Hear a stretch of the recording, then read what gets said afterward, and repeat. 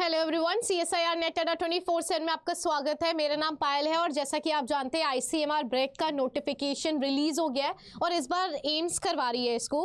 तो यहाँ पर जो पेपर है गाइस वो थोड़ा सा पहले तो टफ आने वाला, और कौन सा आपको सेक्शन जो है यानी कि ABC सेक्शन में से कौन सा सेक्शन आपको एक्चुअली में सिलेक्शन दिलवाने वाला है। कॉस्ट 250 ही बच्चों को स्कॉलरशिप जो है वो प्रोवाइड करने वाला है एम्स। चलिए देखते हैं फिर। और गाइस आगे बढ़ने से पहले ये मेरा टेलीग्राम चैनल है, तो आप सिंपली स्कैन करके ज्वाइन कर सकते हैं। जो भी बच्चे ICMR के लिए प्रिपेयर कर रहे हैं, अगर आप कोई प्रैक्टिस करना चाहते हैं तो सिंपली स्कैन करके ज्वाइन कर सकते हैं। अब बात हमारे पास क्या आती है गाइस, स्कीम हमारे पास क्या होने वाली है एग्जामिनेशन की। तो जैसे कि आप स्कीम देख सकते हैं, 3 घंटे का आपका पेपर होने वाला है। 180 मिनट्स आपको पेपर के अंदर दिए जाने वाले हैं और टोटल 150 MCQs जो है वो आपके पास पूछा जाने वाला है, यानी कि क्वेश्चंस बहुत ही ज़्यादा है। समय आपके लिए जो 3 घंटे हैं वो भी कम पड़ जाएंगे और 1 मार्क्स का आपका करेक्ट आंसर हो जाएगा। नेगेटिव मार्किंग रहेगी, यानी कि अगर आपने आंसर नहीं करा तो आपके उसको 0 मार्क्स सिंपली मिल जाएंगे। आप सिंपली जो भी CBT मोड है उस पैटर्न पे आपको एग्जाम देना है। तो 150 ऑब्जेक्टिव टाइप्स आने वाले, CBT कंप्यूटर बेस्ड टेस्ट आपका रहने वाला है। तो ये मैंने आपको सिंपली पैटर्न्स के बारे में बता दिया। और 3 सेक्शन आपके होने वाले हैं। सेक्शन A होने वाला है, सेक्शन B होने वाला है और फाइनली आपका जो डोमेन जिसको भी आप सिलेक्ट करने वाले हैं स्पेसिफिक, वो आपका सेक्शन C होने वाला है।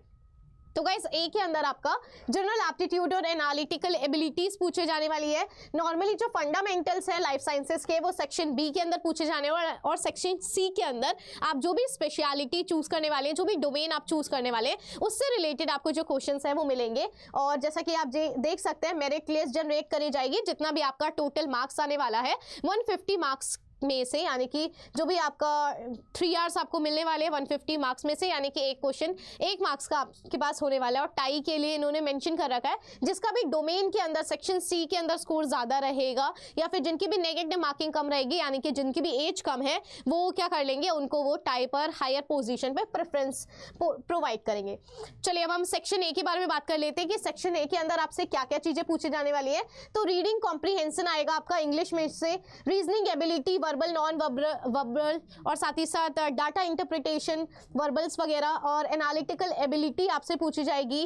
क्वांटिटेटिव एबिलिटी आएगी, क्वांटिटेटिव कंपैरिजन यानी कि मैथ्स अगर आप देखेंगे तो गाइस आपसे मैथ्स पूछा जा रहा है, रीजनिंग पूछी जा रही है और साथ ही साथ आपसे कॉम्प्रीहेंशन यानी कि गाइस इंग्लिश जो है वो आपसे पूछी जा रही है। तो आपको ये तीनों पे फोकस करना पड़ेगा। तो तीनों चीजें आपसे यहाँ पर सिंपली पूछी जा रही है सेक्शन A के अंदर। सेक्शन B देख लेते हैं। तो जो भी बच्चे CSIR के लिए पढ़ रहे हैं, गेट के लिए पढ़ रहे हैं, वो सभी सेक्शन B के लिए क्या कर सकते हैं, जा सकते हैं। बिकॉज यहाँ पर आपके पास हर चीज कॉमन रहने वाली है और बहुत सारी प्लेलिस्ट पहले से ही जनरेटेड है, जैसे बायोसेफ्टी, बायोएथिक्स के लिए, बायोटेक्नोलॉजी एप्लीकेशंस के लिए। तो आप जाकर वो आराम से देख भी सकते हैं और आपको बहुत सारी चीजें क्लैरिटी भी मिल जाएगी इसके regarding.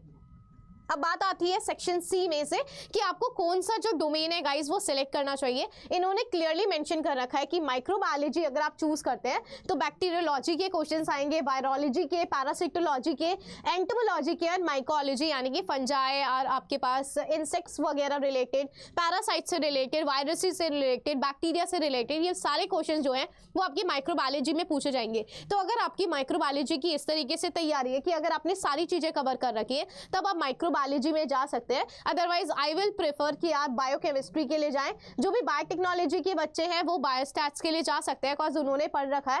Veterinary science, medicine, public health ये आपने नहीं पढ़ा है। आप बायोटेक्नोलॉजी के लिए जा सकते हैं। जो भी बायोटेक के पर्सन है, माइक्रोबायोलॉजी के जो भी पर्सन है वो भी बायोटेक्नोलॉजी के लिए जा सकते हैं। साथ ही साथ न्यूट्रिशन, फार्माकोलॉजी, ये तो फार्मास्यूटिकल साइंस के लिए हो जाएगा।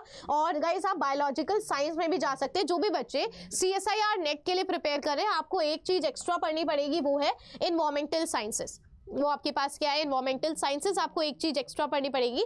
और जो भी CSIR के लिए प्रिपेयर कर रहे हैं वो सिंपली इस ऑप्शन को चूज कर सकते हैं। आपको थोड़ा बहुत एनवायरमेंटल साइंस के जो क्वेश्चंस है गाइस वो आपको देखने पड़ेंगे, यानी कि आप देख सकते हैं ये जो भी आपका डोमेन है आप सिलेक्ट कर सकते हैं। आई विल प्रेफर कि आप लोग बायोकेमिस्ट्री के लिए जाएं, आई विल प्रेफर कि आप लोग बायोकेमिस्ट्री के लिए चूज करें, या फिर आप लोग बायोलॉजिकल साइंसेस के लिए चूज करें, या फिर आप बायोटेक्नोलॉजी जो है गाइस ये आप चूज करें। यानी कि ये तीनों अगर आप चूज करेंगे तो आपके लिए सबसे बेस्ट डिसीजन जो है वो रहने वाला है। अगर आप माइक्रोबायोलॉजी चूज करेंगे तो अगर आपने ये सारी चीजें पढ़ रखी है पहले से, माइकोलॉजी और एंटोमोलॉजी या फिर पैरासिटोलॉजी, तब आप जा सकते हैं। अदरवाइज आई विल प्रेफर कि आप बायोकेमिस्ट्री और जो भी CSIR के स्टूडेंट्स हैं उन सभी ने बायोकेमिस्ट्री अच्छे से डीप में पढ़ रखी है, उन्होंने बॉटनी, जूलॉजी, ह्यूमन फिजियोलॉजी ये सब कुछ पढ़ रखा है। अगर आपको पढ़ना होगा तो इन्वायरमेंटल साइंसेज हो जाएगा। जो भी गेट BT के लिए प्रिपेयर कर रहे हैं और वो ICMR देना चाहते हैं तो मैं प्रेफर करूंगी कि वो सिंपली बायोटेक्नोलॉजी को चूज कर सकते हैं। अब गाइस पेपर में आपका एक मेजर जो क्वेश्चन है कि एक्चुअली में कहाँ पर आपको ज़्यादा फोकस करना चाहिए, तो जैसा कि मैंने अभी आपको बताया सेक्शन A में आपका जनरल एप्टीट्यूड्स पूछे जाने वाला है, सेक्शन B के अंदर आपका डोमेन से रिलेटेड पूछा जाने वाला है, सेक्शन C भी आपका डोमेन से रिलेटेड है। यानी कि ये दोनों पोर्शन आपका क्या हो जाएगा, डोमेन से रिलेटेड क्वेश्चन आपसे पूछा जा रहा है। यानी कि जितने भी बच्चे हैं वो सारे के सारे ये डोमेन को ज़रूर पढ़ रहे होंगे, कहीं ना कहीं वो लोग पढ़ते हुए आ रहे हैं। उनका क्या चीज़ लैक करने वाला है, उनका गाइस जो जनरल एप्टीट्यूड का पोर्शन है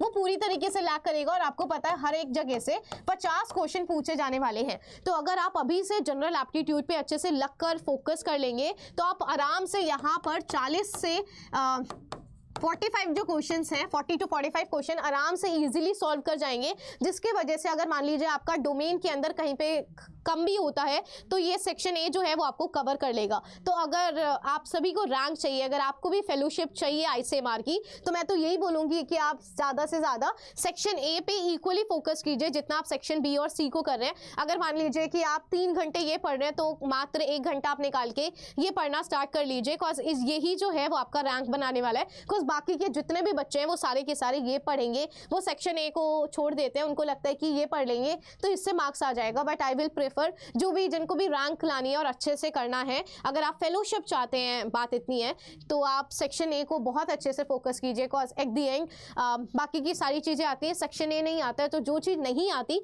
अगर आप उस पर फोकस करेंगे तो आप बिल्कुल उभर के निकल सकते हैं और आपको बहुत सारी चीज़ें जो हैं वो पता भी चल जाएंगी। ठीक है गाइस, अगर आपको इससे रिलेटेड कोई और इन्फॉर्मेशन चाहिए आप कमेंट सेक्शन के अंदर डाल सकते हैं अपने क्वेश्चंस, मैं उन सभी को आंसर्स कर दूंगी। और ICMR के लिए मैं बहुत जल्दी PYQ सीरीज एंड ऑल लेकर आऊंगी। तो जिनको भी PYQ सीरीज वगैरह चाहिए आप सिंपली मुझे कमेंट सेक्शन के अंदर मेंशन कीजिए। And thank you so much, take good care of yourself.